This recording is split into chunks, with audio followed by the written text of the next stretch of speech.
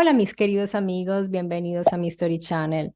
Estoy segura que la información y los argumentos que hoy les traigo les va a producir cortocircuitos, porque los voy a ir conduciendo en un viaje directo hacia ese momento álgido de la partida de Jesús de esta tierra, de este planeta.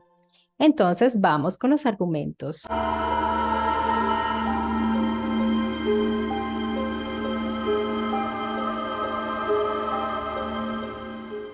Antes que nada, tenemos muy claro que dentro de los aspectos del Jesús histórico que los historiadores suelen excluir y los dejan como apócrifos de sus estudios, son algunos momentos que forman parte de ese crucial momento a la hora de estudiar la vida de un personaje histórico, los cuales son su nacimiento y su muerte. Porque es precisamente en estos dos momentos de la vida de Jesús donde suceden hechos extraordinarios que los historiadores no aceptan como científicos de la historia. Es lógico que no los acepten. Y son precisamente esos textos apócrifos excluidos por la autoridad doctrinal a darnos más detalles acerca del momento del nacimiento de Jesús, su infancia y también de la educación de María. Vamos a ver un poco de todo esto. En el protoevangelio de Santiago 13:1 dice: yo sé que puede ser un poco aburrido que les lea, pero es necesario que les lea al menos un par de versiones, porque estos textos son claves para entender todo lo que viene después. Abro comillas. Pero al tercer mes de su embarazo, José regresó a su casa de la construcción y al entrar la encontró encinta, a María.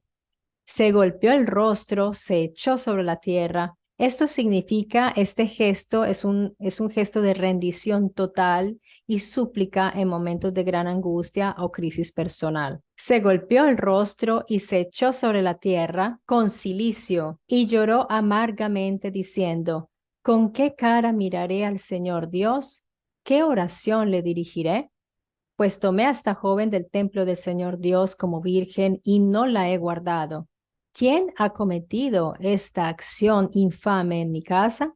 ¿Quién ha, quién ha seducido a esta joven y la ha mancillado? ¿Acaso no se ha repetido en mí la historia de Adán?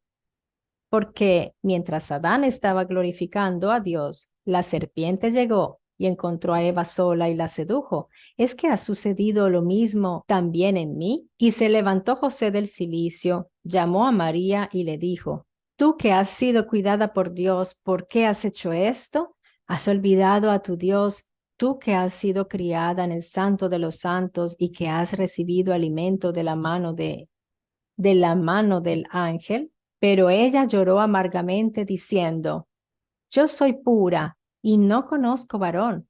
Y José le dijo: ¿de dónde viene pues lo que hay en tu vientre?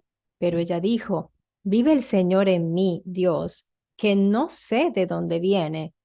Entonces José temió mucho y se retiró de ella, pensando que qué debía hacer con ella. Y José dijo: si oculto su culpa, seré hallado en lucha contra la ley del Señor.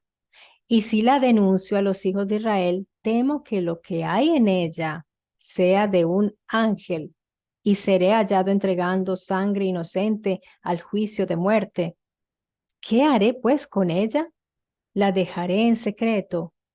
Y vino la noche, y un ángel del Señor se le apareció en un sueño, diciéndole: no temas esta doncella, pues lo que en ella ha sido concebido es del Espíritu Santo, y dará a luz un hijo, y llamarás su nombre por nombre Jesús, pues él salvará a su pueblo de sus pecados. Hay muchas versiones de este texto. Yo tuve que hacer muchas búsquedas para reunirles todo, porque en unas falta un pedazo, en otras falta otro, de manera que pude reunírselos todos afortunadamente, porque hay cosas que excluyen en otras versiones que son las más interesantes. Pero antes de analizar las frases más interesantes, dirijámonos a lo que el erudito Luigi Moraldi calificó como el texto que contiene este pasaje más extraordinario y más antiguo que el anterior, o sea, que el que les acabo de leer. Se trata del Código Arundel 404, un manuscrito que, según Moraldi, ha sido menos manipulado y está datado del siglo XIV, pero es copia de un escrito del siglo segundo o tercero. Y es conocido, o sea, más antiguo todavía, es la copia de uno más antiguo. Y es conocido como el Liber de Infantia Salvatoris o Natività di Maria e di Gesù. Lo traduje por completo, así que atención, porque aquí está completico, compactico, y este es el, digamos, el original, entre comillas, la copia, la mejor copia de un original mucho más antiguo. Ojo a esto y luego analizaremos ciertas cosas. Entonces, y al cabo de 6 meses de su embarazo, el justo José volvió de su obra de construcción y, entrando en su casa, la encontró encinta. ¿Con qué cara miraré al Señor Dios? ¿Qué oración le dirigiré? Pues tomé a esta joven del templo del Señor Dios como virgen y no la he guardado. ¿Quién ha cometido esta acción infame en mi casa? ¿Quién ha seducido a esta joven y la ha mancillado? ¿Acaso no se ha repetido en mí la historia de Adán? Porque mientras Adán estaba glorificando a Dios, la serpiente llegó y encontró a Eva sola y la sedujo. ¿Es que ha sucedido lo mismo también en mí? Y se levantó José del cilicio, llamó a María y le dijo, tú que has sido cuidada por Dios, ¿por qué has hecho esto? ¿Has olvidado a tu Dios? Tú que has sido criada en el santo de los santos y que has recibido alimento de la mano del ángel. Pero ella lloró amargamente, diciendo, yo soy pura y no conozco varón. Y José le dijo, ¿de dónde viene pues lo que hay en tu vientre? Pero ella dijo, vive el Señor mi Dios, no sé de dónde viene. Entonces José temió mucho y se retiró de ella, pensando que qué debía hacer con ella. Y dijo José, si oculto su culpa, seré hallado en lucha contra la ley del Señor. Y si la denuncio a los hijos de Israel, tengo miedo de lo que hay en ella sea de un ángel. Y seré hallado entregando sangre inocente al juicio de muerte. ¿Qué haré pues con ella? La dejaré en secreto. Y vino la noche y un ángel del Señor le apareció en un sueño diciéndole, no temas esta doncella, pues lo que en ella ha sido concebido es del Espíritu Santo. Y dará a luz un hijo y llamarás por nombre Jesús, pues él salvará a su pueblo de sus pecados. Yo creo que aquí, y esto hay que verificarlo porque llamarás por nombre Jesús, que salvará, creo que es Emmanuel, el nombre que supuestamente debía darle. Díganme ustedes si me equivoco, esto hay que mirarlo bien porque aquí no estoy viendo el texto en griego, no lo estoy leyendo, entonces no lo puedo saber. Pero me parece que era Emmanuel, aquel que salva o Dios salva, en fin. Entonces vamos a ir a ponerle resaltador a ciertas frases interesantes que van a explicar muchas cosas del final también de Jesús. Porque aquí dice, por ejemplo, hay una frase que dice José, ¿quién ha seducido a esta joven y la ha mancillado?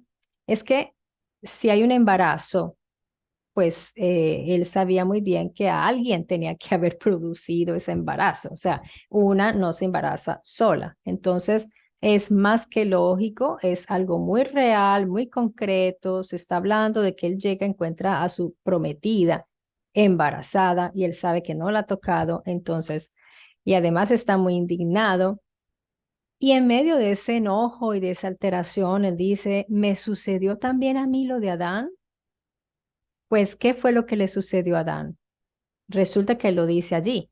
Mientras él está muy juicioso trabajando por ahí o está haciendo algo para Dios, su servicio a Dios o algo así, a su Elohim, a su Eloah, llega el Nahash, llega la serpiente.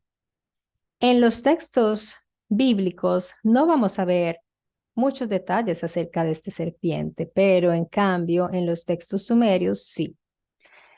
En los textos ya de la cultura sumeria vamos a encontrar más detalles y en otras culturas también, porque resulta que el Nahash, que en realidad representaba una serpiente, porque la serpiente era símbolo de sabiduría y conocimiento, aquel que sabía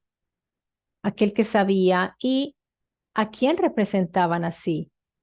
Recordemos que para los sumerios, unos de los hijos de An son Enlil y Enki.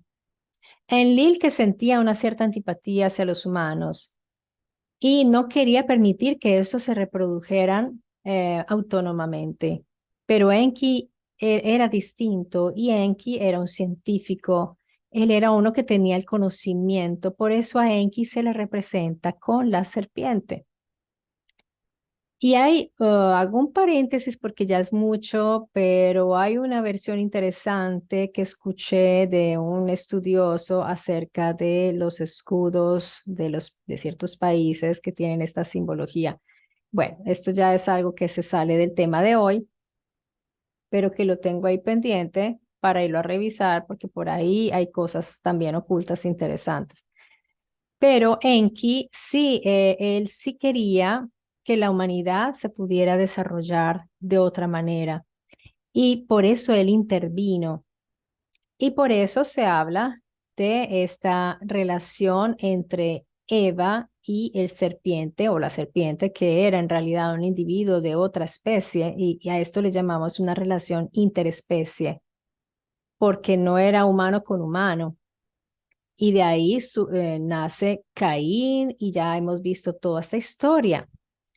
Pero entonces miren que Adán estaba muy informado de esa historia y él dijo, caramba, me sucedió lo mismo. O sea que mientras yo no estaba, así como cuando Adán no estaba, intervino un Nahash o serpiente, que era en realidad un Elohim, un Eloah, porque si ya hablamos en términos hebreos, era un Eloah.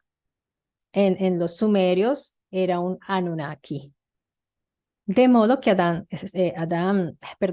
José está muy preocupado, se siente traicionado y él le dice, pues, ¿de dónde viene? Y ella dice, no sé, esto no sé. Em, Él teme que esto venga de un ángel, o sea, de un malak, de estos individuos que eran de carne y hueso, que eran ish, o sea, individuos masculinos que visitaban las alcobas de las bellas doncellas o de las señoras y que ya hemos visto en varias ocasiones que se presentaban y resultaban después embarazadas. José lo sabía muy bien, esto quiere decir que era una cosa bien conocida. Entonces, analicemos si José pensó en la posibilidad de que, porque él dice, ¿no será que alguien se hizo pasar por un ángel, o sea, por un malak, se fingió ser un malak cuando visitó a María y la sedujo? Estos malak seducían a las mujeres. Entonces quiere decir que los malak no eran seres espirituales, porque ¿cómo podrían seducir y tener contacto físico con mujeres y ser confundidos con una persona? Además que estos como que cambiaban de forma, cambiaban su apariencia, de manera que podían engañarlas. Así que ya vemos que se trata no de seres invisibles o espirituales, sino de individuos con semblanzas muy parecidas a las de los hombres, a las de los humanos, y eran de carne y hueso. Los malakim en hebreo y en griego son angeloi, eran individuos de carne y hueso, tal como lo eran los Elohim. Si revisamos la literatura bíblica del Antiguo y Nuevo Testamento, las relaciones sexuales entre mujeres y seres que venían del cielo eran extraordinarias, pero no inusuales. Lo vemos también en la literatura griega y en muchas otras, jóvenes y mujeres maduras también que conciben semidioses, pues así les llaman dioses. Y este caso no es la excepción. Biglino y Espósito nos recuerdan que Justino Mártir, un padre de la Iglesia del segundo siglo, escribió en sus apologías que Cristo no era distinto a los tantos hijos de los dioses de los cuales el mundo helénico estaba colmado. Él hizo esa comparación. Justino recalcó que además el hecho de que fuera concebido por una virgen era paralelo con Perseo. Justino hace esta comparación como quien dice, pero ¿cuál es la diferencia entre nuestro Jesús y sus dioses, sus teos? Ninguna. Comparándolo, por ejemplo, con Esculapio, que también sanaba, curaba, tal como Jesús iba a las piscinas a curar a la gente iba a buscarlo, así tal como Jesús iba a las piscinas también a sanar, y cada uno en el mismo templo, pero cada uno en su piscina. Entonces, bien, en este momento quiero hacer un paréntesis porque un querido suscriptor, una persona me hizo un sugerimiento y quiero tenerlo en cuenta, ya que está muy, digamos, en línea con el tema que estamos tratando. Esta persona me dijo que le gustaría que yo explicara sobre el término del Cristo, y lo voy a hacer porque está bastante conectado, porque estamos hablando de Jesús.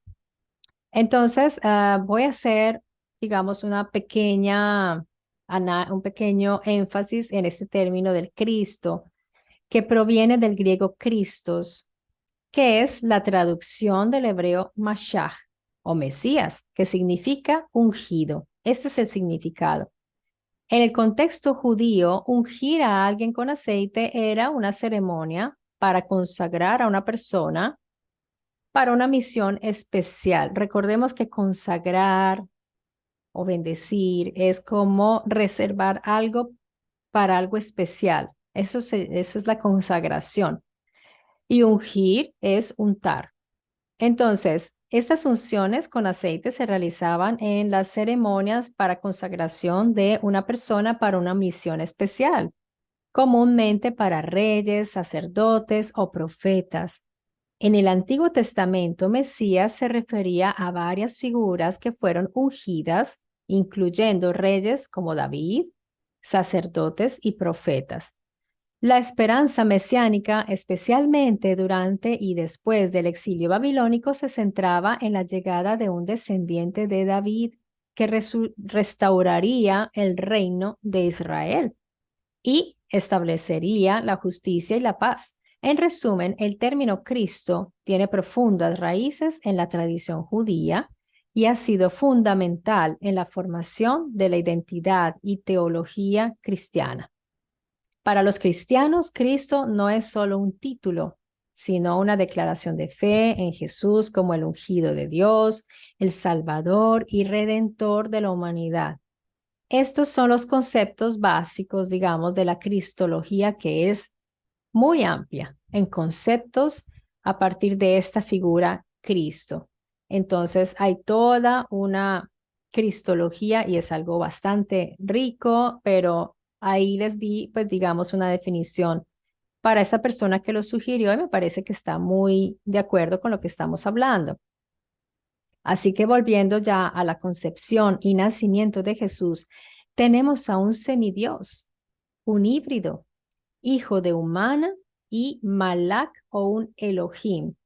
Aquí hay varias cosas que no están claras porque Geber El es el poder de un El, es un mensajero. O sea que es un Malak especial, particular, porque es un Geber El que dice el poder de un El. Así que a través de él, de este Geber, actuó un Eloah, pero ahí dice que era el Altísimo. Entonces recordemos que se refieren al Altísimo cuando están hablando de Elión, que era el supremo de todos los Elohim.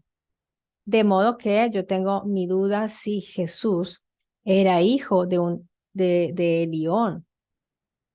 Ahora, que haya sido físicamente el contacto, eso yo no lo aseguro, porque así como también como fue entre Eva y Nahash, Hay versiones de que pudo tratarse de contacto sexual directo o hay versiones de que pudo tratarse de una inseminación.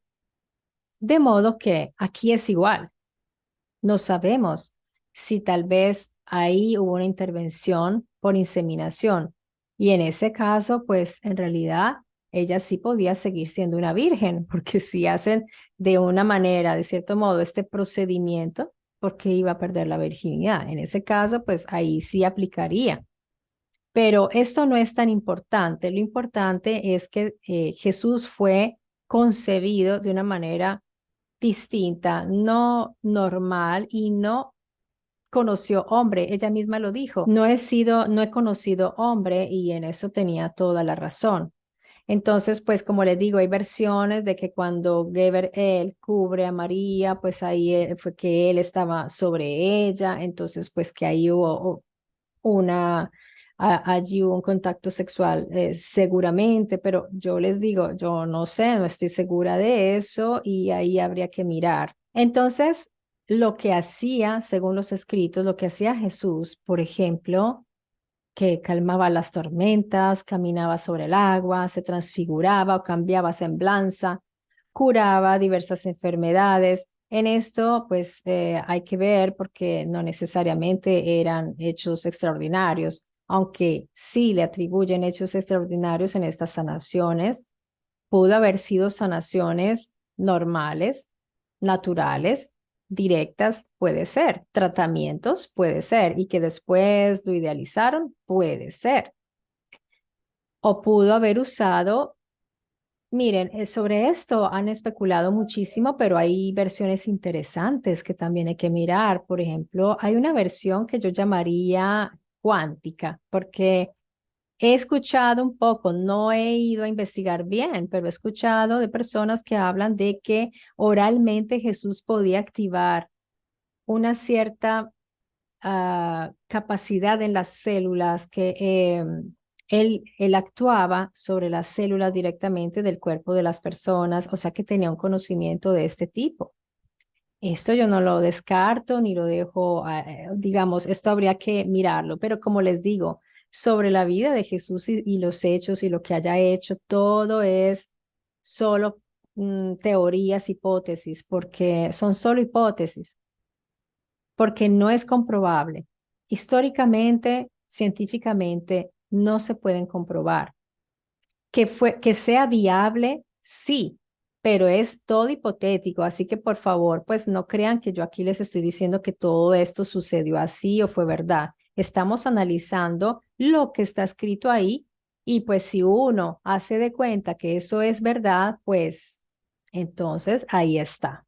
No lo están contando así. Estos autores anónimos, entre otras cosas, ¿no? A esto de los milagros sería interesante dedicarle un video, ¿verdad? Porque me parece algo bastante interesante de analizar. Pero de todas maneras, estas estirpes de semidioses, estos linajes de semidioses o híbridos, resultados de cruces interespecie entre extraterrestres y humanos muy detallados en la sección del libro de Enoch, Los Vigilantes, y en otras narraciones, pues, por ejemplo, tenemos a los adamitas, tenemos a los nefilim, los giborim, los nórdicos, hiperbóreos, los aesir, los vanir. Y quiero contarles aquí una curiosidad del libro de Mauro Biglino y Cinzia Mele, Los dioses bálticos de la Biblia. No lo tengo acá conmigo, está allá atrás. Que allí en un análisis muy bueno que vamos a hacer de pronto un día, que se los puedo exponer acá si les interesa, es que ellos llegan a la conclusión de que los Elohim posiblemente no eran más que los mismos dioses nórdicos. Y pues ahí esto explicaría muchos toponimios entre Medio Oriente y los territorios nórdicos, que de esto ya les he hablado un poco en algunos videos y es totalmente real.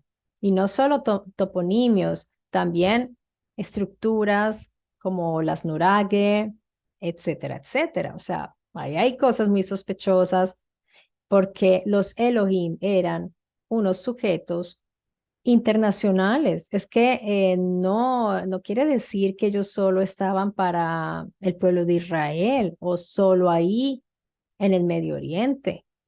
Ellos realmente estaban alrededor del mundo y que los llamaron de distintas maneras en todos los sitios. Y además de esto, yo añado algo que pienso yo, porque según lo que he visto, pues no solo eran de un solo lugar de proveniencia, venían de muchos sitios además. Y llegaban a ciertos lugares de la tierra, se tomaban ciertos territorios y por eso hay tantas culturas y tantas razas en la tierra. Esa es mi opinión personal. Ojo, no les estoy diciendo que esto sea así por fuerza. Y en ambos territorios, tanto nórdicos como del Medio Oriente, pues vemos estos embarazos recurrentes por violaciones étnicas con resultados de humanos muy particulares y además que eran guerreros feroces del cielo. Hay confederaciones en los cielos, en todas estas narraciones. En la Biblia es impresionante, hacen hasta reuniones allá arriba y que entran y salen de dónde? Pues de la presencia de Yahvé, del Elohim, de los Elohim, se reunían en las nubes. Esto de las nubes ya lo vamos a ver. Pero bien, ahora vamos a irnos acercando a la partida de Jesús.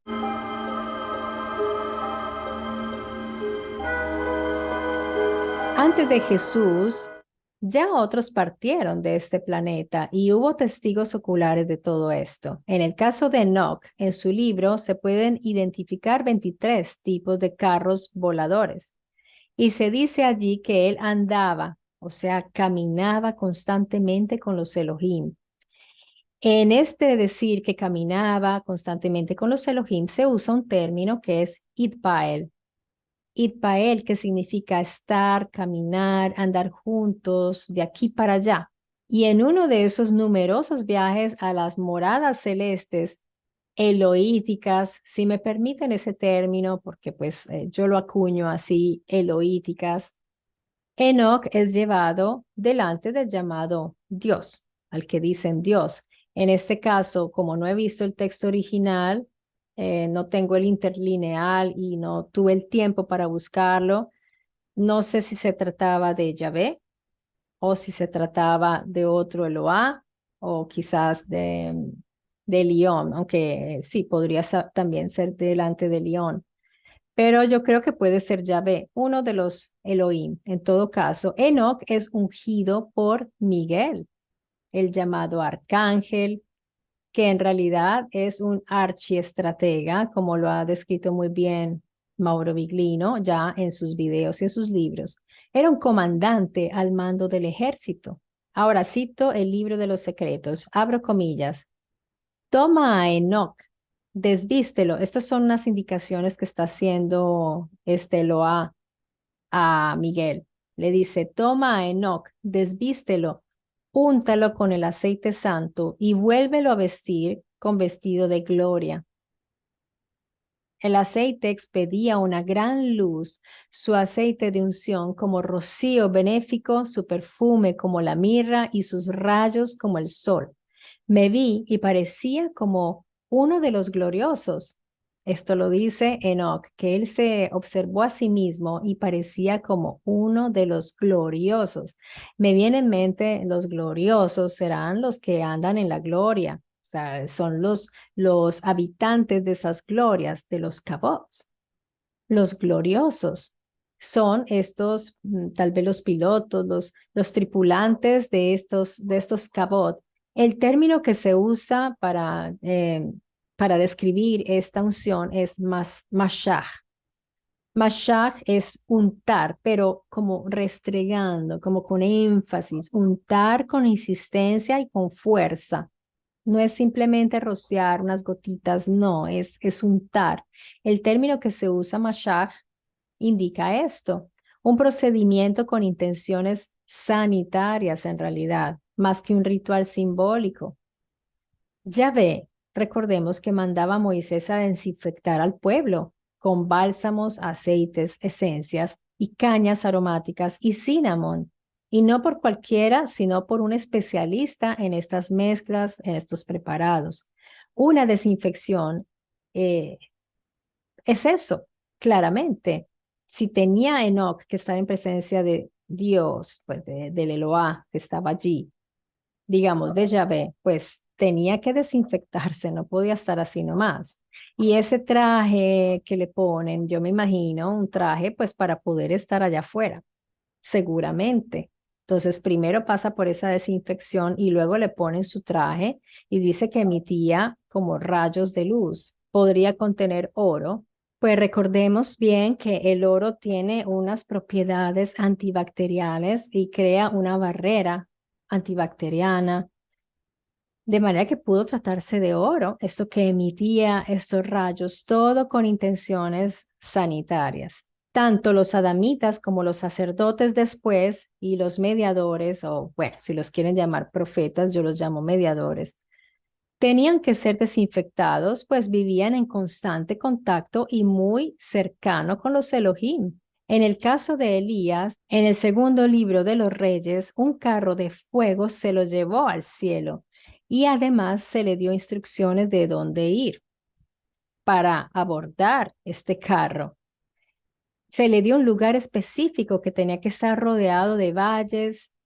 Entonces, recordemos que él va allí acompañado, se dirige a Betel, que es la casa del él, para ser recogido allí. No podía la gloria de Dios, recogerlo en cualquier parte.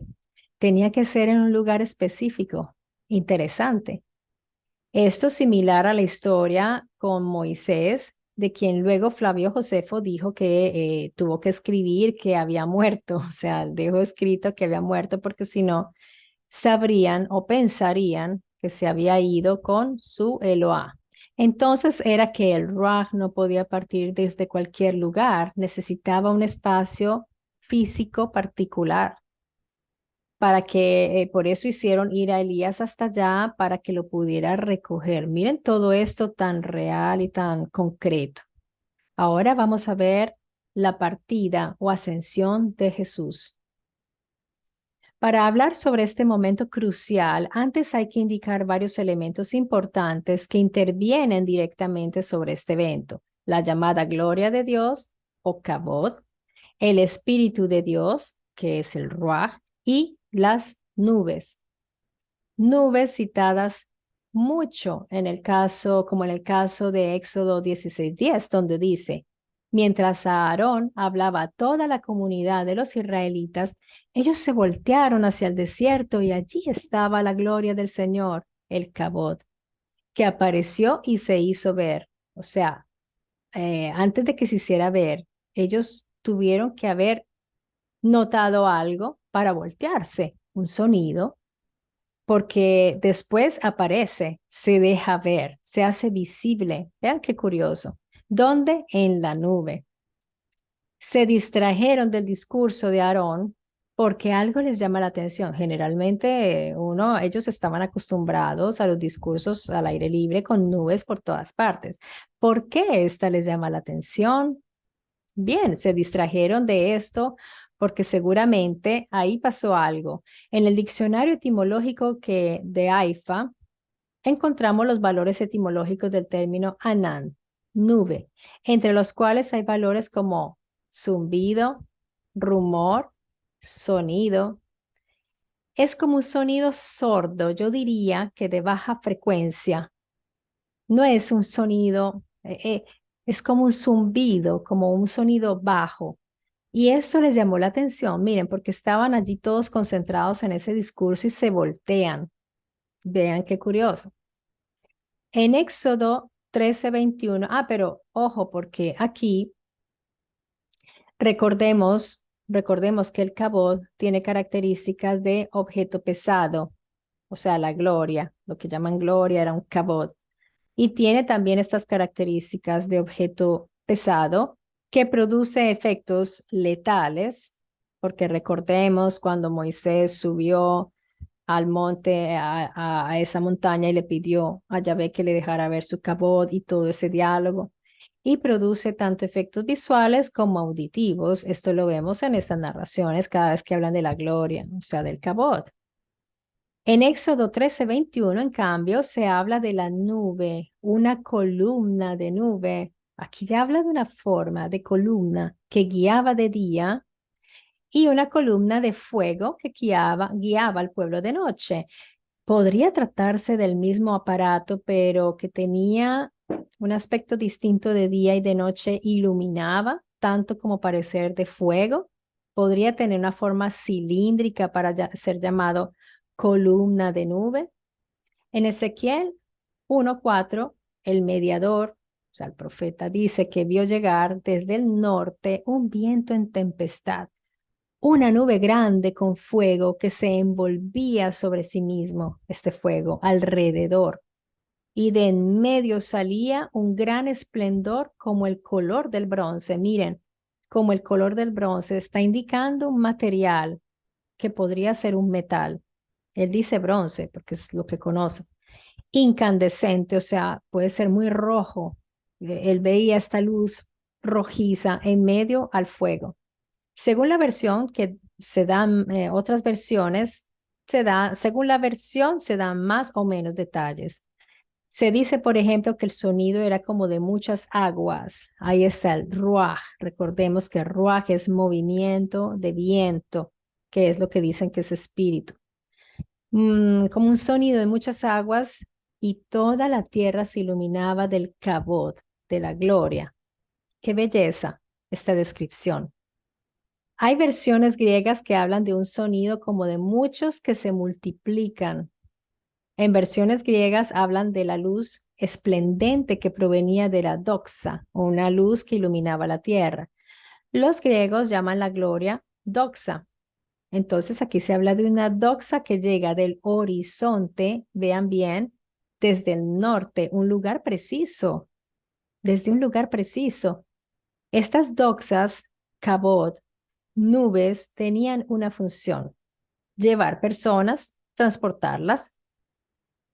En un texto ugarítico, miren qué interesante, leemos: por 7 años pueda Baal estar ausente, por 8 años el caballero de las nubes. Se ausentaba bastante. El mediador Elías se refería irónicamente acerca de esas ausencias de Baal, diciendo que éste estaría ocupado en negocios o viajando o tal vez durmiendo, pero en vacaciones, pero que se despertaría. Se burlaba, porque es que Baal era famoso ya por esas ausencias. Se parece al presidente de Colombia que se va a pasear mientras allá están en guerra. Entonces Baal hacía lo mismo, él se iba y dejaba huérfanos a sus sacerdotes, ¿no? Y Elías pues lo criticaba porque Yahvé era más celoso, más pendiente, estaba ahí encima. Baal era un vago, era uno que se la tomaba suave.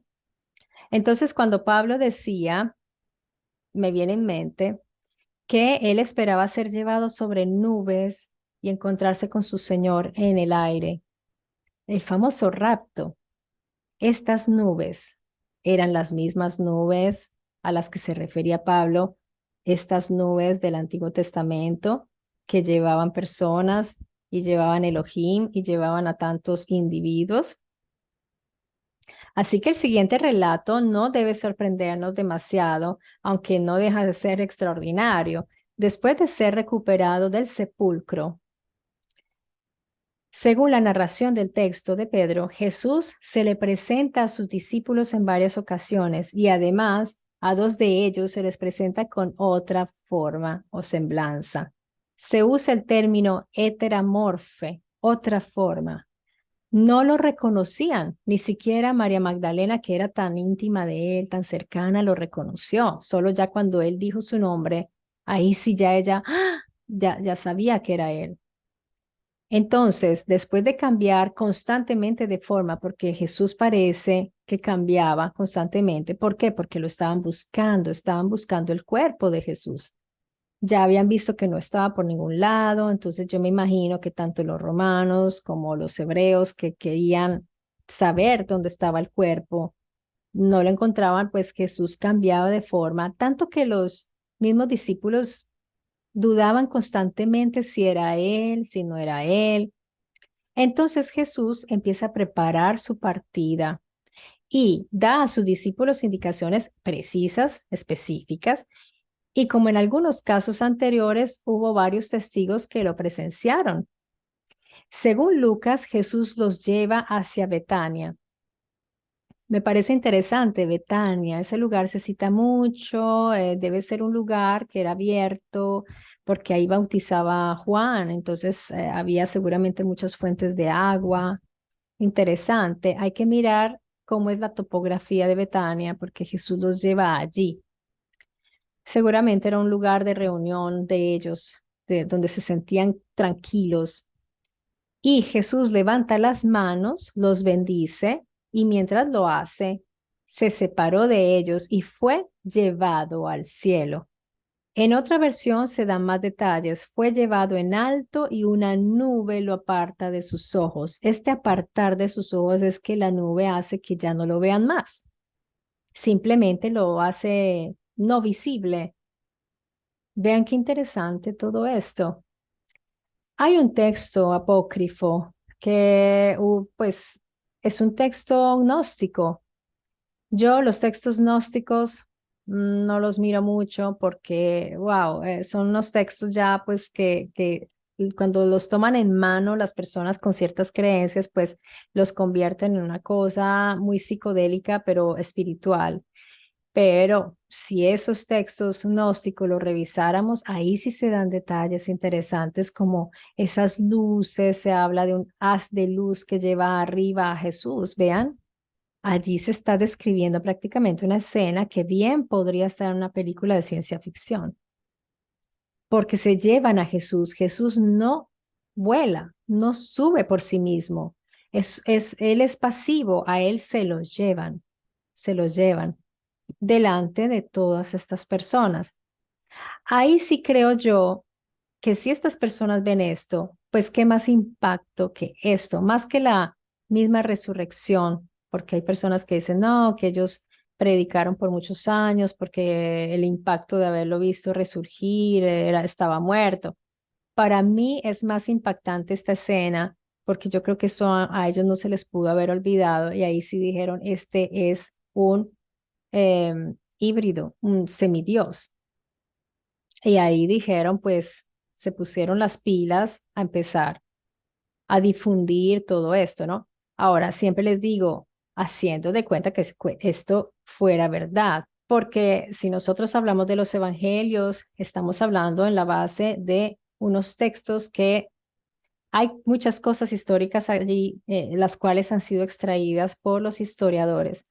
Lo que yo les traje hoy es lo que los historiadores relegan y como mito, como mitología, y por lo tanto ellos no van a tocar eso. Igual, les repito, como los sumerólogos no tocan lo que ellos llaman mitología de los sumerios o religión.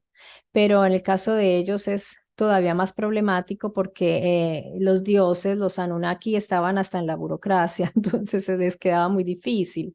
Sin embargo, ellos dicen que ese pedacito no, que esto no, pero esto sí. Igual los historiadores, y los entiendo, porque pues ellos tienen que regirse a lo que se puede probar. Pero miren, si hablamos de lo que ellos pueden probar, ¿ellos qué hacen? Ellos van a ver textos extra bíblicos, otras fuentes que hablen de lo mismo, como por ejemplo en el caso de Flavio Josefo, que dice que Moisés tuvo que escribir eso es una pista. Y otros textos de los cuales yo les pude citar en este argumento que hablan del nacimiento de Jesús, de todas estas historias, pero son citados menos, o sea, hay que mirar todo esto, no hay que ignorar, y yo diría que es bueno, en mi caso, que yo soy religiosa, no tengo ninguna confesión o creencia religiosa, puedo tomar estos libros y verlos tal cual, sin miedo, sin temor y sin ofenderme, y los disfruto mucho más por este motivo, porque digo, si yo tomo las narraciones de otras culturas, pues vemos lo mismo constantemente, todos estos hijos de dioses con humanos, los llamados dioses, que sabemos que en realidad no eran, eran venidos del cielo, por eso los llamaban dioses. cuando decimos extraterrestres es porque están afuera de la Tierra, pero a la gente inmediatamente le viene el hombrecito verde o ven lo que hace la desinformación. Eso es lo que ha hecho la desinformación, nos ha como encasillado en ese pensamiento del extraterrestre. Ya decir extraterrestre, ya la gente se previene o se ríe nerviosamente, dice, ¿de qué me estás hablando? No, extraterrestre, pues en este momento tenemos unos humanos extraterrestres porque están afuera en órbita, están cerquita, pero están fuera de la Tierra, entonces son extraterrestres. Pero no hay que disimular el hecho de que hay otras culturas fuera de la Tierra. No somos los únicos, la raza humana es una raza nueva, muy reciente, y debe haber otras razas y otras especies. Yo estoy convencida de eso. Para mí no hay ninguna duda. Y cuando se habla de los Olam, de esos mundos desconocidos, recordemos de dónde venía el Cabot. Abran puertas del Olam porque viene el Cabot de Yahvé. O sea, eso es una descripción bellísima de una Stargate, de una puerta, un portal por donde pasa su gloria o su cabot. En fin, él tenía sus dispositivos, sus aparatos, sus transportes y cada uno con sus nombres y denominaciones muy particulares, que es interesante ver y cada cultura le tiene nombres distintos como los Vimana y hay otros, muchísimos más que ya iremos descubriendo aquí en Mystery Channel. Yo por ahora, amigos míos, les dejo un abrazo. Muchas gracias por haberme acompañado hasta aquí y bueno, ya nos veremos muy pronto en otro video y en otra aventura aquí en Mystery Channel. Los quiero mucho. Un abrazo.